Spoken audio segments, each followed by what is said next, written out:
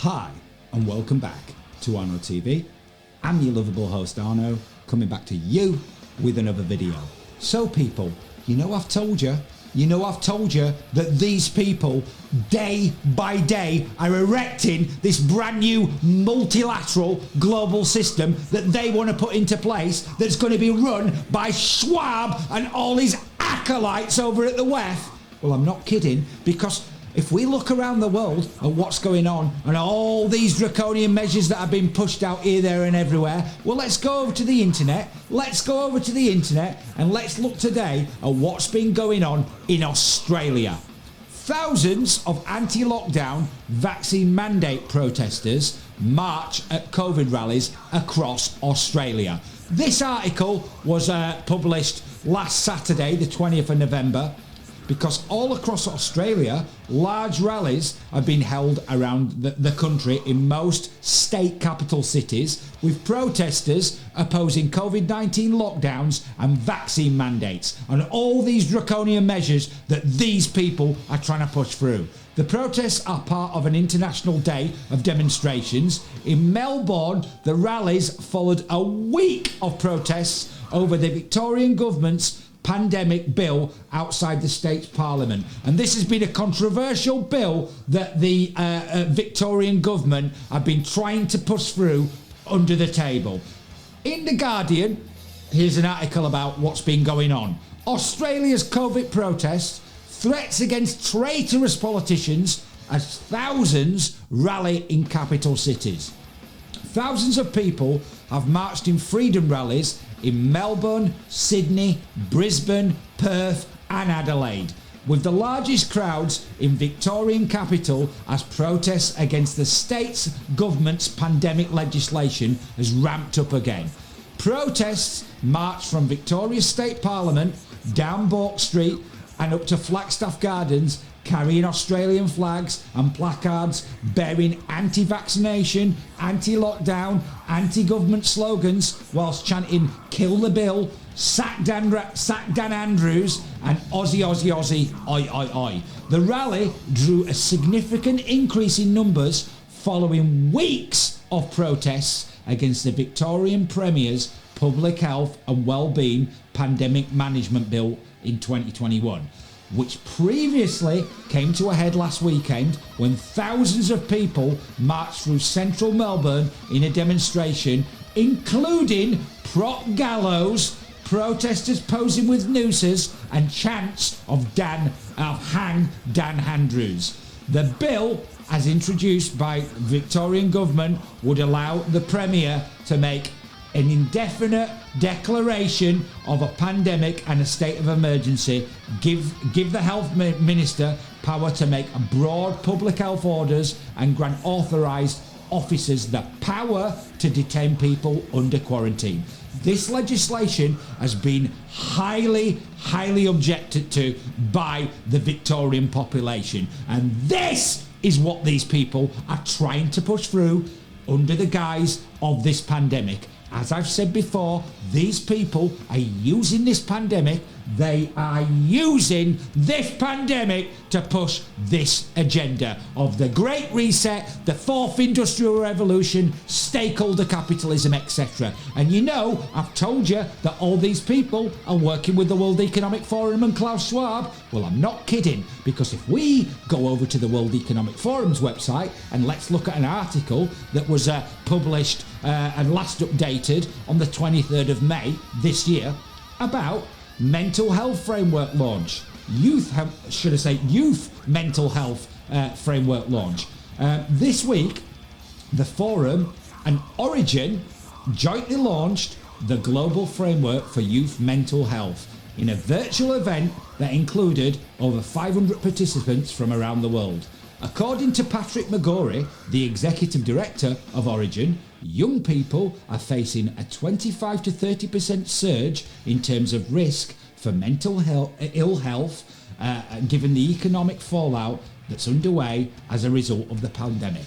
Well, Patrick McGorry, you must have sat up all night working that one out, that people's mental health had increased people's struggles with mental health had increased through this pandemic and what these people are doing, you must have sat up all night thinking of that one. Well, when I've told you that all these people are working together, well, let's just look who's on the panel for this discussion. It's none other than Dan Andrews, the Premier of Victoria in Australia. He is one of these people, another one of these people that is working hand in hand with the World Economic Forum, pushing the agenda of the Great Reset, stakeholder capitalism and the Fourth Industrial Revolution. This is who this guy is. Okay, this is who he is, and we recognise who this man is and what agendas he's pushing. So when I've told you that they're all working together, I am not kidding. And what has been going on in Australia is nothing short of a disgrace, because they, as I've said, have been using this pandemic to do all sorts of draconian things, such as this, an article that I'm leaving about this in The Guardian again. And this is been in the news very recently. Facial recognition firm Clearview AI to appeal order to stop collecting images of Australians. Facial recognition firm Clearview AI has been ordered to cease collecting photos of Australians from the internet after it was revealed the police in some states had trialled the technology. So the Australian police in some states had given this permission to this firm to do what's called scraping of social media, collecting images of Australians without their permission. On Wednesday, the Information and Privacy Commission determined Clearview AI had breached the privacy of Australians by collecting images of them online and ordered the company to delete images of people in Australia within 90 days and not to collect them anymore. When Australians use social media or professional networking sites, they don't expect their facial images to be collected without their consent by a commercial entity to create biometric templates for completely unrelated identification purposes, Commissioner Angeline Falk said. This is what these people have been doing. This is the agenda of these people. So when I've told you that these people are using this pandemic to push all these draconian measures through, I am not kidding.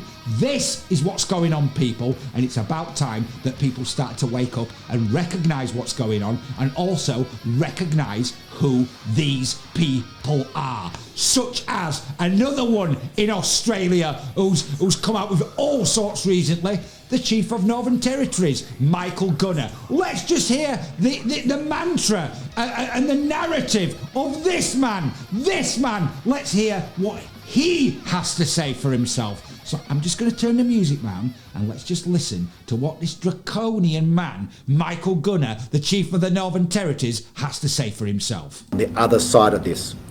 We all know what this is for.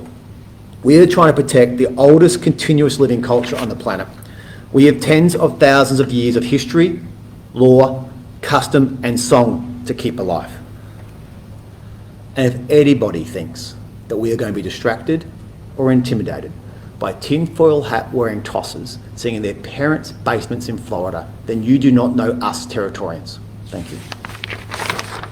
This is what Michael Gunner's got to say about any criticism of what's going on, their agenda and the narrative these people have, the laws that they're passing. This is what he's got to say, and he didn't stop there. Oh no, he didn't stop there, Michael Gunner. Oh no. So let's just see again another article about this in The Guardian. Let's just go back over to the internet and see what further comments he's made. Michael Gunner, this Democrat. Do you think at all that your rhetoric around calling people anti-vaxxers, some of whom were vaccinated, has had an impact at all on vaccine take-up in parts of the Territory? No, and I'll repeat it. If you are anti-mandate, you are absolutely anti-vax. I don't care what your personal vaccination status is. If you support, champion, give a green light, give comfort to, support anybody who argues against the vaccine, you are an anti-vaxxer, absolutely. Your personal vaccination status is utterly irrelevant. If you campaign against the mandate, if you campaign against people being vaccinated in vulnerable settings, teachers in classrooms. I'll be really clear, at that point in time, people were actually supporting the idea of a teacher being unvaccinated in a remote community classroom with kids who cannot be vaccinated. I reject that. I still reject it. And if you are out there in any way, shape or form campaigning against this mandate, you are absolutely anti-vax. If you say pro-persuasion, stuff it, shove it. We are absolutely going to make sure as many Territorians as possible are vaccinated. That is our best protection against this thing. And if you look at the Doherty modelling that's only come out since, that says if you double dose 80 in remote communities, 5 and up, I think you'll see our vaccine mandate is absolutely crucial to protecting lives, particularly Aboriginal lives. And I will never back away from supporting vaccines. And anyone out there who comes for the mandate, you are anti-vax. So, you've heard what Michael Gunner's got to say. If you do not support the mandate, if you are against anything these people want to do, you're anti-vax. That is the narrative these people are now pushing, okay? Because, you know, they don't care that some people, that some people may choose not to want to take up one of these vaccines because, as I've said before, there are legitimate concerns that people have. And these people, if you do not agree with their mandate, you are anti-vaccine. This is the agenda, the narrative, and the type of people that we are dealing with. This is who these people are, okay? But don't worry, people. Don't worry, because it's only, about 8-9 weeks till the next shindig in Davos where they all get together and decide what's going to go on next year. But don't worry, because, this is what Klaus Schwab over at WEF has to say about that.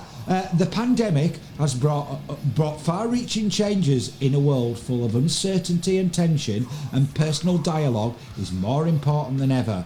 Leaders have an obligation to work together to rebuild trust, increase global cooperation, and work towards sustainable, bold solutions. Progressing cooperation on tackling climate change, building a better future for work, accelerating stakeholder capitalism, and harnessing the technologies of the fourth industrial revolution will be important topics on the agenda for 2022. So, don't worry, people, because this is what's going on, and this is who these people are, and it's about time, as I've said, it's about time that firstly, a lot more people started asking a lot more questions about who these people are, what they're doing, what agendas they're pushing, because this is what is going on, people. And it's about time. It's about time that a lot more people start to recognise that. So if you've enjoyed this video and you want to see more, then please like and subscribe to this channel. And once you do, please ring the notification bell so I can inform you guys of future videos that I'm going to be putting out. And trust me, there's a lot more coming, because I refuse to stay silent while people like Gunner rip up democracy on a daily basis and throw it into the dustbin of history. And don't be under any illusions, people. Do not be under any illusions, people, that is exactly what these people are up to. So I'll be back soon with some more videos for you. But until I am, take care, stay rock and roll, and don't put your trust in these kind of people.